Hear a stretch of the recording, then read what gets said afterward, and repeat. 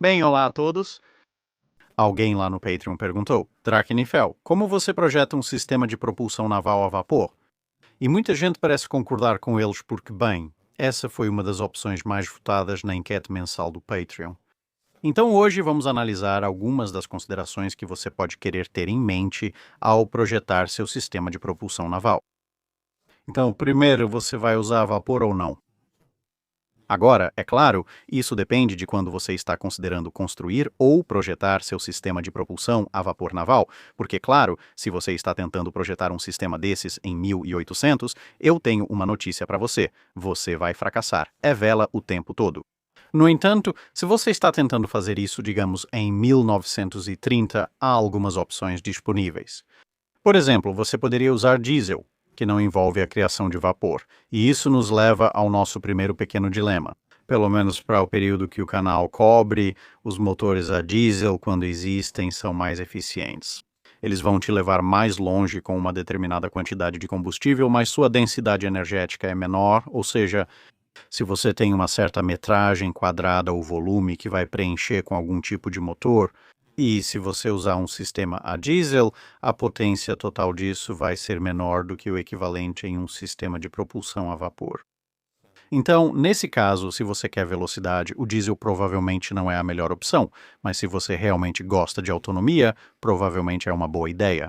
Você também deve considerar que, no início do século XX, o combustível para sistemas de propulsão a vapor estava disponível em muitos lugares interessantes. Combustível diesel em grande quantidade, nem tanto. Talvez você precise instalar um sistema de purificação de combustível a bordo, como na classe Deutschland, mas isso aumenta peso e ocupa espaço. E se você quiser diesel e velocidade, vai ter que dedicar uma parte considerável do volume interno aos sistemas de propulsão. Isso, obviamente, pode comprometer se você estiver projetando um navio de guerra, o que estamos assumindo que é o caso, a quantidade de blindagem, a quantidade de armamento, a quantidade de suprimentos, a quantidade de tripulação, etc. Se quiser viajar longas distâncias com pouco combustível, prefira o diesel. Caso contrário, acomode o que puder a bordo.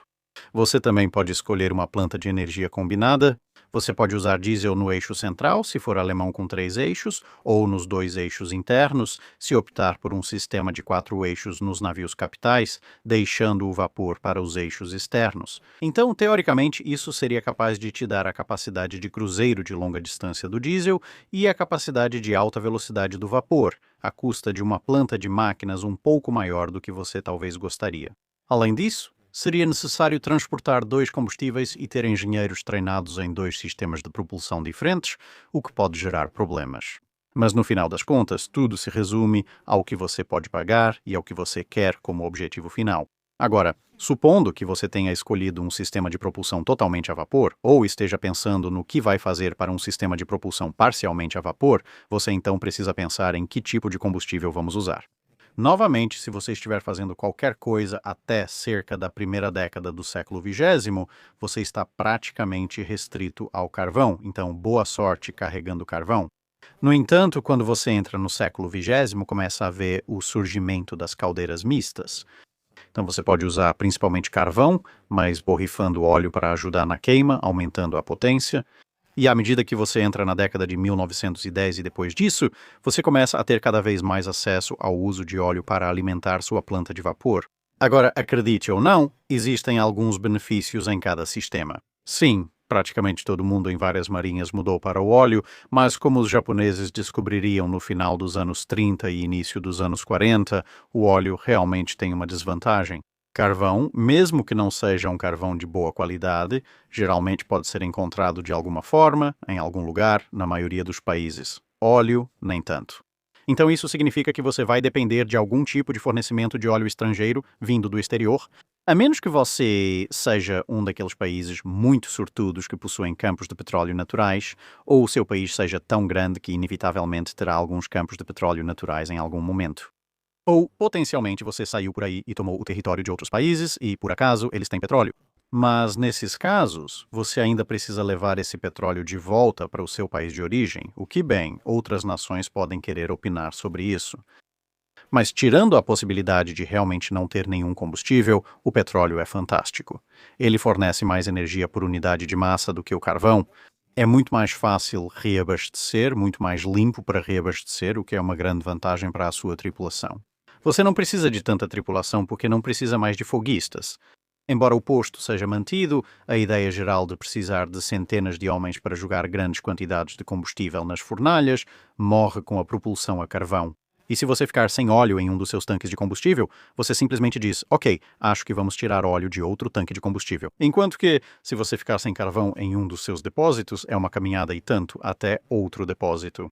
Mas, naturalmente, é preciso equilibrar isso com as capacidades tecnológicas do seu país. Em segundo lugar, há riscos de segurança ao depender de petróleo do exterior, que é como a maioria obtém seu petróleo. E, finalmente, dependendo do navio que você está projetando, considerando que o petróleo é um pouco mais caro do que o carvão, você realmente precisa de todos esses aumentos de desempenho? Se você está projetando uma embarcação particularmente lenta, que não se espera que opere em velocidades muito altas por períodos extremamente longos, então o carvão pode ser mais fácil de acessar e mais barato. É muito raro que você tome uma decisão dessas.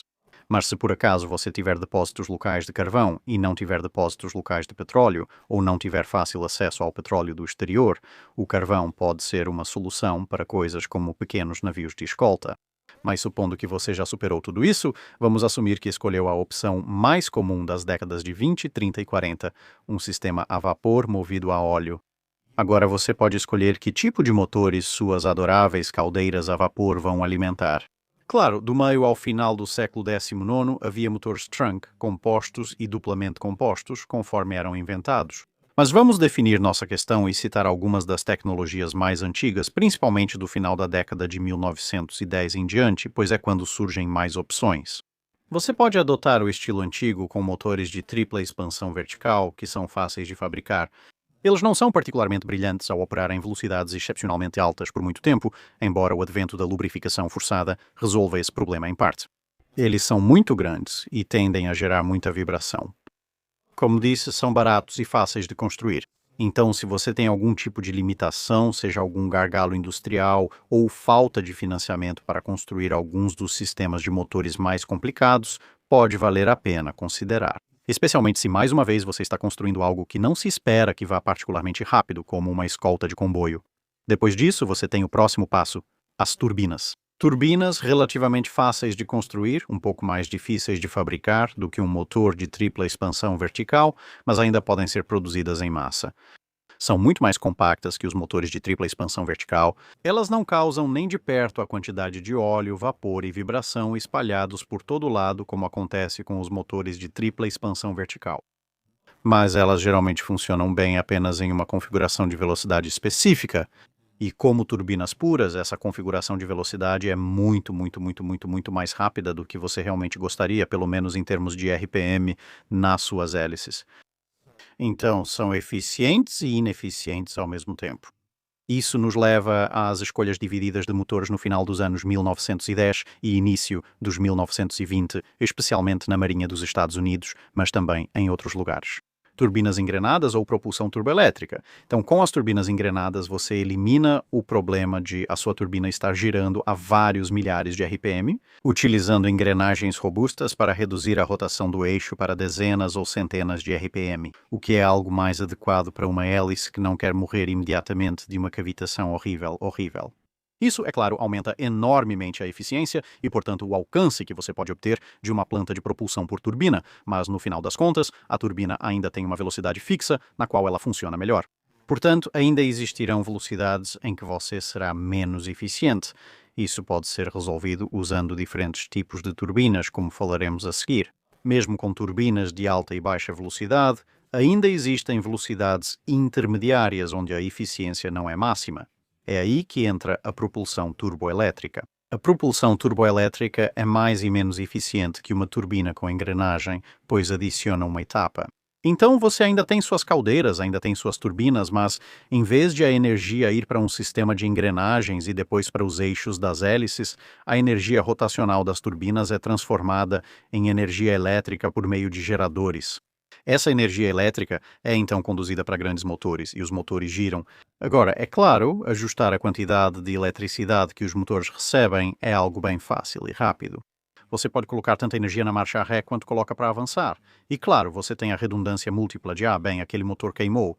Acho que vamos simplesmente desviar a energia elétrica para este outro motor.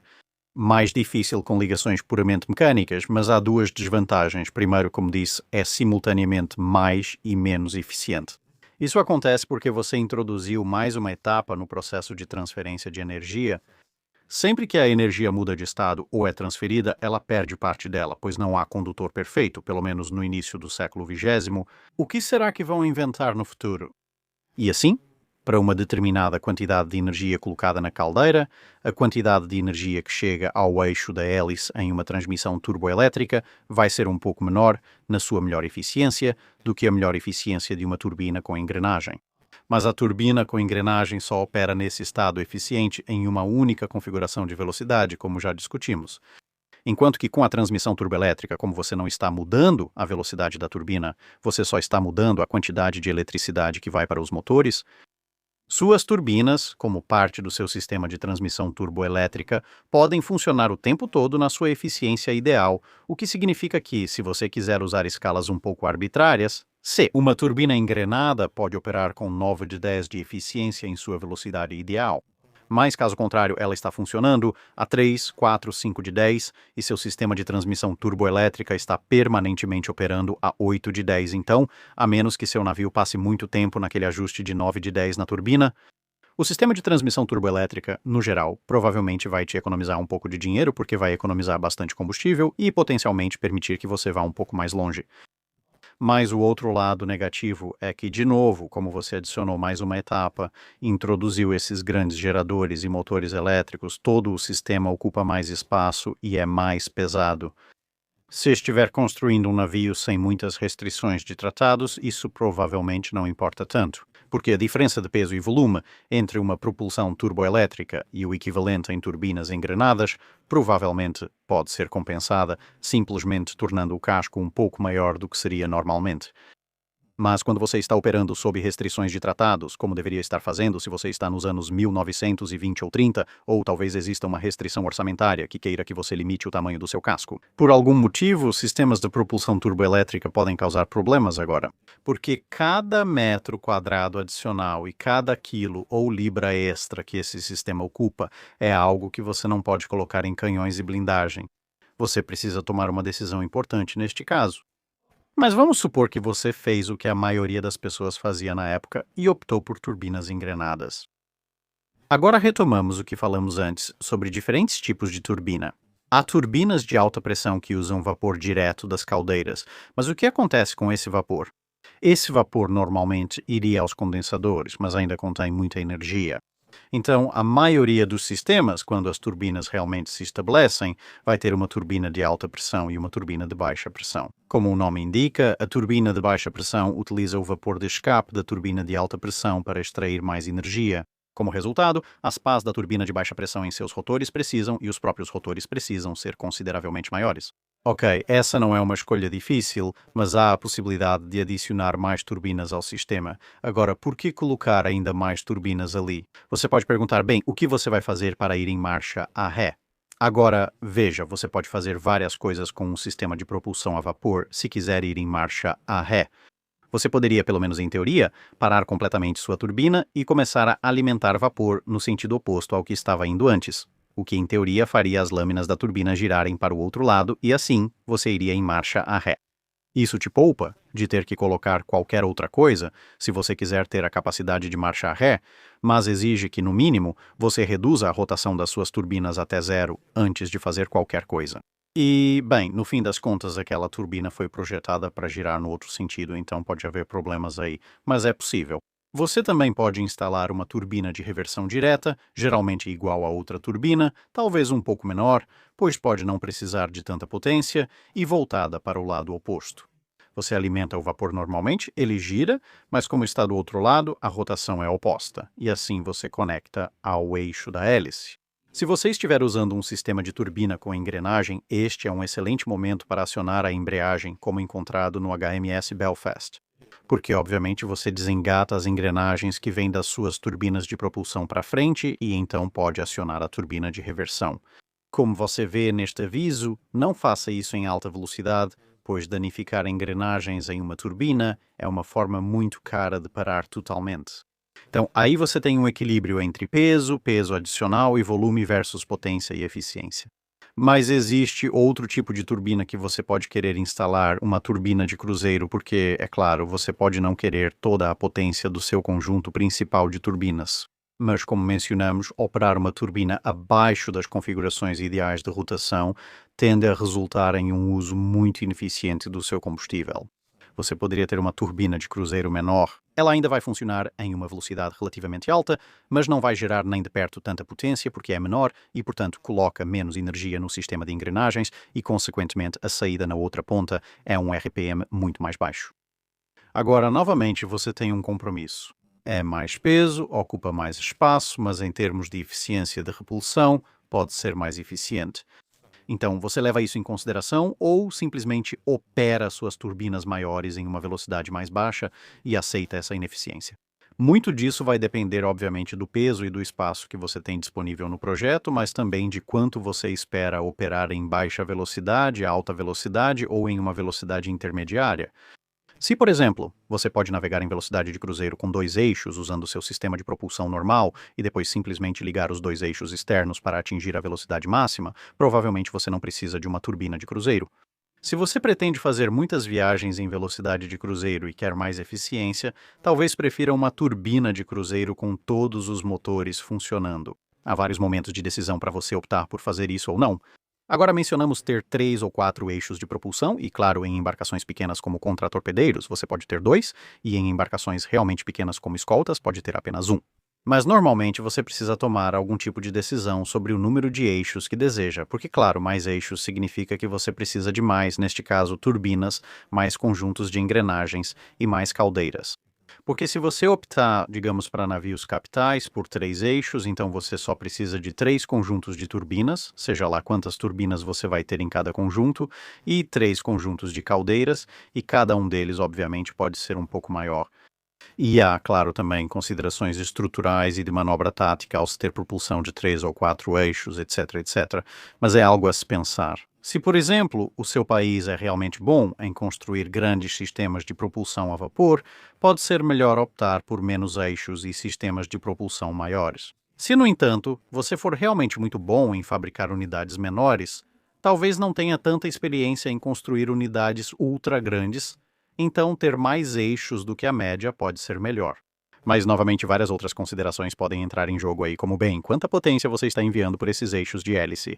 A menos que queira uma peça de arte moderna, você não vai querer concentrar centenas de milhares de cavalos de potência em um único eixo de couraçado, por mais tentador que pareça. E ainda olhando para o seu sistema de turbina a vapor, você vai ter algum desvio ali. Agora, alguns sistemas de turbina a vapor não têm isso, outros têm. Agora, o que é esse sistema? Bem, se a sua turbina, digamos a sua turbina de alta pressão, sofrer um dano ou perder uma pá ou qualquer coisa que a torne inoperante, esse sistema está acabado. Você pode ter uma turbina de cruzeiro, uma de baixa pressão e até uma de reversão nesse conjunto de motores. Se você não tiver desvios, então o vapor está entrando puramente no seu sistema de alta pressão e depois sendo distribuído para todos os outros lugares, ou talvez esteja passando pela turbina de cruzeiro e depois sendo distribuído para todos os outros lugares, e talvez a turbina de cruzeiro tenha sofrido um dano. Bem, todo esse sistema de motores está fora de operação. Você não está obtendo nada dele. Isso não é o ideal, mas você economizou um pouco de peso. E em outros sistemas você terá um desvio ou múltiplos desvios, onde, se novamente você perdeu sua turbina de cruzeiro ou de alta velocidade, você pode dizer: ok, bem, estamos fechando a entrada de vapor nessa seção e vamos simplesmente redirecioná-lo por esse tubo de desvio e então vamos empurrar o vapor para, digamos, o sistema de turbina de baixa pressão. Agora, isso é tanta potência quanto antes? Não, mas ainda é bem mais do que se desligasse totalmente esse eixo. E você poderia até levar o sistema de desvio a um nível além e ter desvios de vapor. Isso talvez permitiria que você desviasse vapor de uma caldeira para outra. Normalmente você emparelha conjuntos de caldeiras com um eixo de hélice e suas turbinas associadas. Mas se você quiser optar pelo peso adicional e pelo espaço extra, poderia ter algum tipo de troca de vapor labiríntica que permitiria mover vapor entre várias unidades de propulsão. E isso poderia ser útil porque, por exemplo, se você sofrer vários impactos, pode ter perdido, digamos, seu motor externo de bombordo, mas suas caldeiras externas de bombordo ainda estão intactas. Mas um impacto em outro local pode ter destruído as caldeiras internas de este bordo. Assim, você perde dois eixos. Em um, o motor se foi, no outro, as caldeiras se foram. Mas se você tiver esses desvios complicados, então você poderia, ok, vou direcionar o vapor das caldeiras de bombordo para as de saída do mesmo lado, alimentando assim meus motores internos de este bordo.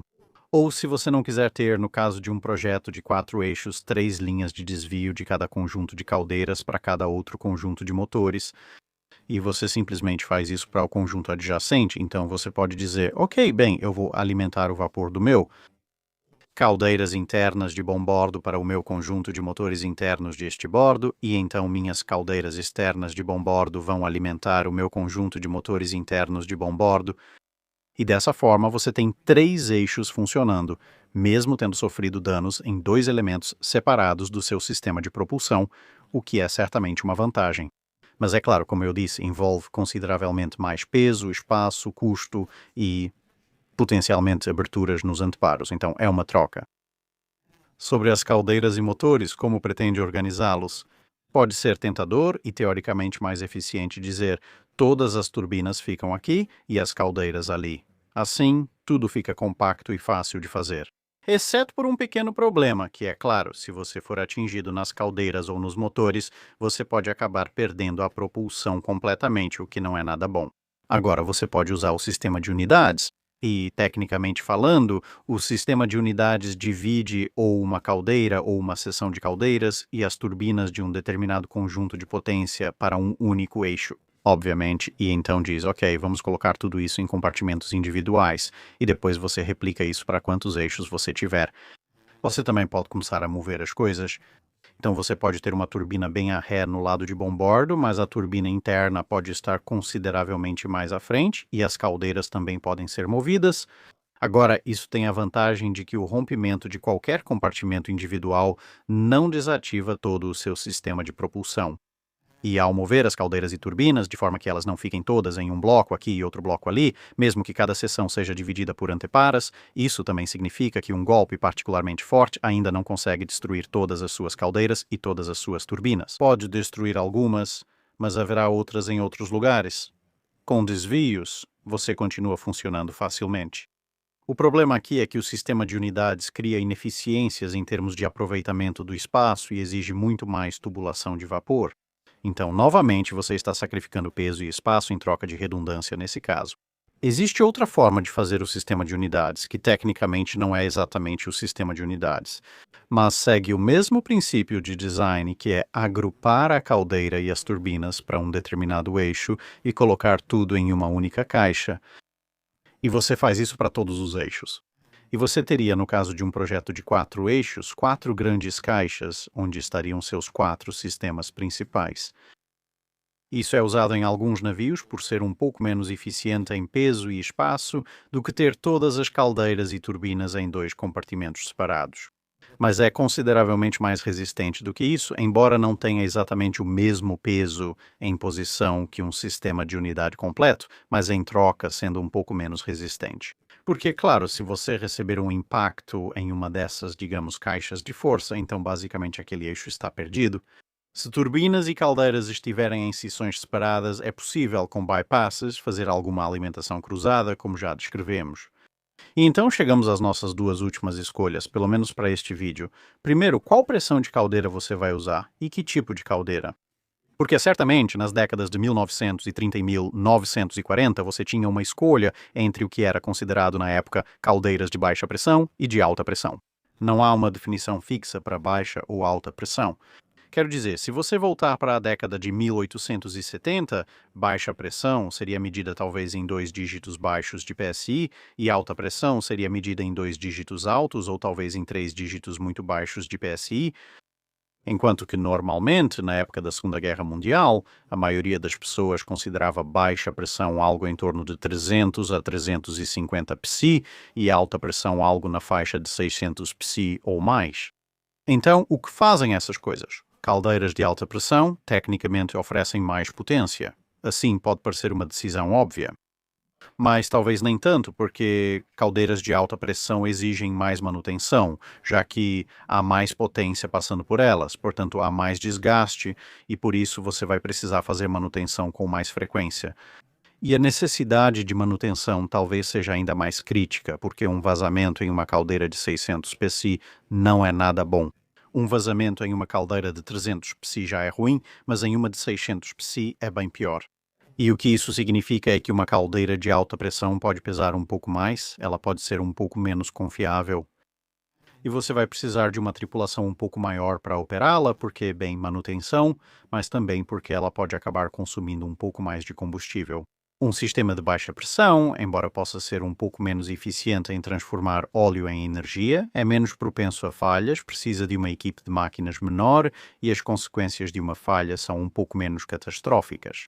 Então agora você não está pensando apenas no peso e no espaço necessários para a própria caldeira, mas também no peso e no espaço necessários para a tripulação da seção de engenharia como um todo. Além disso, caldeiras de pressão cada vez mais alta tendem a estar na vanguarda da tecnologia.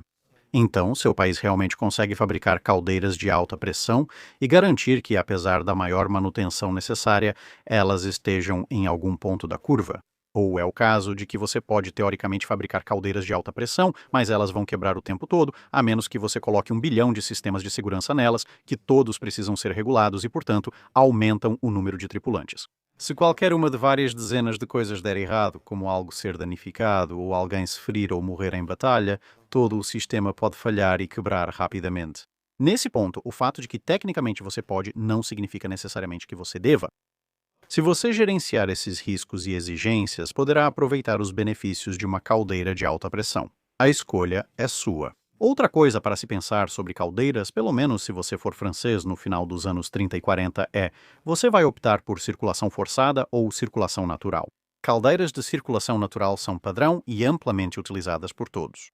E isso basicamente funciona assim: aquece a água quente sobe, a água fria se move para ocupar o lugar dela, a água fria esquenta, a água fria agora está quente, a água quente sobe e então, mais acima no sistema, a água quente se transforma em vapor e pronto, temos vapor. Fantástico.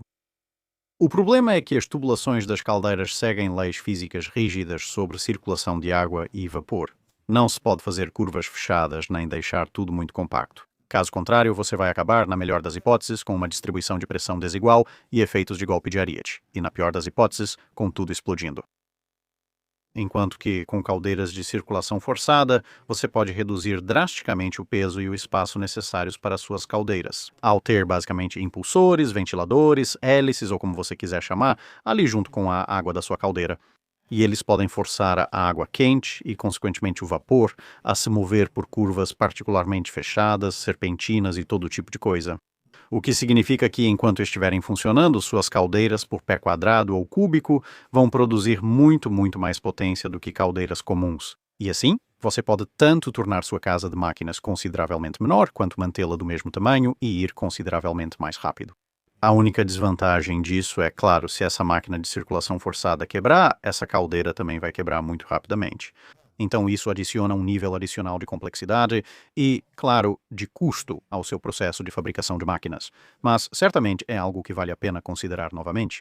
E então, finalmente, o vapor. E você pode pensar: espera um minuto, nós já falamos sobre o que vamos fazer com o vapor. Nós vamos passar o vapor por turbinas de alta pressão, depois por turbinas de baixa pressão, possivelmente turbinas de reversão ou de cruzeiro, e então ele será condensado e retornará ao sistema para ser transformado novamente em água de alimentação da caldeira, que será aquecida, e assim o ciclo da vida continua. E sim, isso é basicamente o que você vai fazer com ele. No entanto, os navios não funcionam apenas, pelo menos no século XX, somente com os motores funcionando. Há várias outras coisas que precisam de energia: bombas de porão, iluminação, motores eletrohidráulicos e uma infinidade de outras coisas. Onde você está fornecendo essa energia? Bem, uma opção é ter geradores dedicados separados, que podem funcionar a diesel, ou você pode ter sua própria pequena usina a vapor independente, se realmente quiser. Mas olha, você tem essa grande usina a vapor cheia de energia. Uma das outras opções para evitar que você tenha que carregar outros tipos de combustível, outros tipos de geradores, etc., pode ser simplesmente aproveitar um pouco desse vapor e passar esse vapor pelas suas outras máquinas, sejam geradores de energia, bombas, etc, etc. Agora, é claro, isso tem a vantagem de que você não precisa carregar outros tipos de combustível. Você não precisa se preocupar com várias fornalhas ou processos de combustão interna acontecendo por todo o navio, e qualquer um desses sistemas adicionais vai ter acesso a mais energia do que jamais poderiam sonhar. A única desvantagem é usar sua fonte principal de energia para a propulsão, o que significa primeiro. Se você quiser que tudo funcione ao mesmo tempo e quiser atingir a velocidade de projeto, suas caldeiras vão ter que ser maiores do que precisariam ser se fossem usadas apenas para propulsão. Além disso, se algo ocorrer com suas caldeiras, você perderá grande parte das máquinas auxiliares. Geralmente, quando algo grande e impressionante acontece e faz as caldeiras pararem, é justamente quando você mais precisa das máquinas auxiliares, como as bombas. Então, novamente, é uma troca entre peso, custo, eficiência e redundância.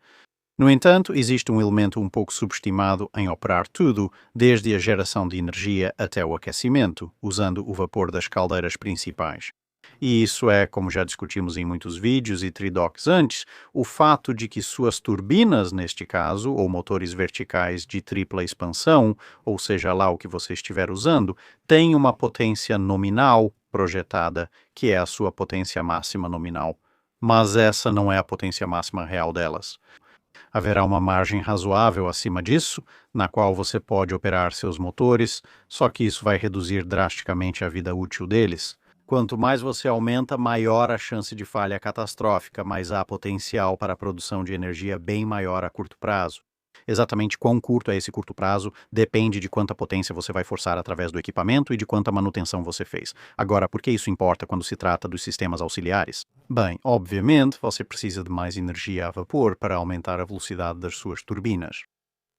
E de onde você consegue a energia a vapor? Das caldeiras. Então, se você realmente faz todo o seu equipamento auxiliar funcionar a vapor, e por isso suas caldeiras são um pouco maiores e estão liberando todo esse vapor fresco maravilhoso para todos esses sistemas, você pode parar de liberar esse vapor para esses sistemas. E de repente você tem muito mais vapor que pode direcionar para seus motores para ir muito, muito mais rápido. O que, é claro, significa que você pode literalmente ordenar toda a potência a vapor, entre aspas, para os motores e sair acelerando para longe. Foi exatamente isso que o navio Carpathia fez quando foi resgatar os sobreviventes do Titanic, porque ela usou seu aquecimento, energia, etc, etc. Tudo a partir de sistemas conectados à usina principal de vapor. Ao perceberem que precisavam chegar ao Titanic rapidamente, reuniram todos em áreas aquecidas e iluminadas, desligaram a energia do restante do navio e a direcionaram aos motores para resgatar os sobreviventes. Então, uma boa parte dessas pessoas que sobreviveram ao desastre do Titanic literalmente deve suas vidas a alguém, ficando lá em cima e dizendo toda a energia para os motores, que é sempre uma cena legal que eu acho que não é mostrada nos documentários e filmes sobre o Titanic. E, dito isso, acho que cobrimos uma boa parte das considerações básicas de design que você pode precisar pensar ao projetar um sistema de propulsão a vapor naval. Mais uma vez, como em qualquer uma dessas análises de alto nível, se você quiser que eu aprofunde em algum elemento específico do que acabamos de discutir com um pouco mais de detalhes, por favor, me avise nos comentários abaixo. Eu, obviamente, já fiz alguns vídeos sobre motores a vapor e sistemas de propulsão a vapor, etc. Então você também pode conferir esses vídeos. Obrigado por assistir, espero vê-lo em breve em outro vídeo. Até logo. Obrigado por assistir. Se tiver comentários ou sugestões de navios para analisarmos, conte nos comentários abaixo. Comente no post fixado para dúvidas sobre o dique seco.